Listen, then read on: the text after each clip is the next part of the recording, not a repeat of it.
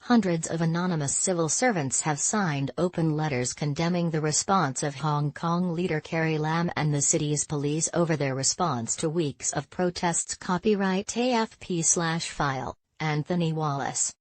Hong Kong, China, July 31.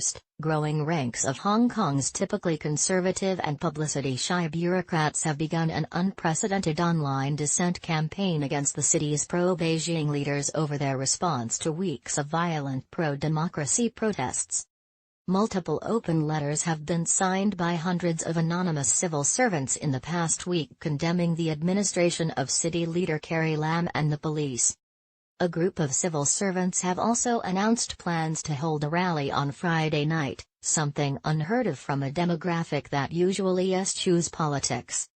The letters, accompanied by photos of civil servant identity cards with personal details obscured, bemoan Lam's lack of leadership and refusal to compromise as her administration grapples with huge protests rocking the international finance hub. Beyond agreeing to suspend the extradition bill, there have been few other concessions from Hong Kong's leader Carrie Lam, who has kept a low profile as clashes escalate. Copyright AFP/file, Anthony Wallace. Civil servants interviewed by AFP said they felt compelled to speak out after nearly 2 months of chaos that shows no signs of abating, with Lam seemingly unable, or unwilling, to find a solution and Beijing continuing to back her government. Many decided to break their silence after a vicious attack on protesters by pro-government thugs and suspected triad members that left 45 people in hospital. I hope to use this letter to tell citizens that the people are our real bosses, a 30-year-old executive officer and anonymous signatory who only gave her surname Lung, told AFP.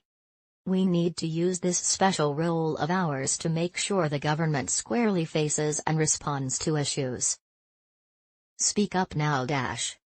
An officer in her mid-20s in the government's Food and Environmental Hygiene Department said she planned to attend Friday's rally because Lam's administration had not shown a sliver of conscience. If I don't speak up now, I would be complicit in their abuses, she told AFP. The current government has lost its credibility and used the violence of the system and the police to suppress people's voices and deprive them of their fundamental rights. The Hong Kong protests were triggered by a government proposal which would have allowed extraditions to mainland China, but have since evolved into a call for wider democratic reforms and a halt to sliding freedoms. Police officers in turn condemned the city's number 2 official for offering a rare apology over the force's response to a suspected triad attack on protesters. Copyright AFP/file, Isaac Lawrence. Beyond agreeing to suspend the extradition bill, there have been few other concessions from Lam, who has kept a low profile and made few public appearances as clashes between police and protesters have escalated.